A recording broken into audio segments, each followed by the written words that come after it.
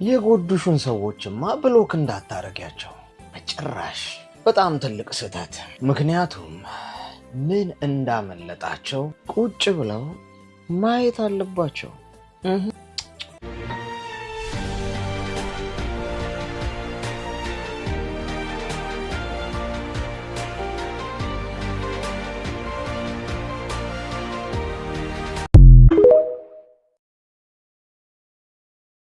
የሰው ልጅ አያዛልቅም ወላሂ።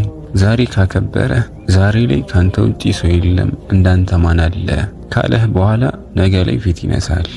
የሰው ልጅ ሁሌም አታስደስትም። ዛሬ ደስ ካልከው ነገ ደግሞ ተደብሮ ይሆናል። ምን ልልህ ፈልጌ ነው፣ ህይወትህን በሰዎች መምጣትና መሄድ ላይ እንዳታመረኩሰው። የመጣው ይምጣ፣ የተመቸውን ያህል ይቆያል። የሄደው ደግሞ ይሂድ፣ መንገዱን ጨርቅ አድርግለታል።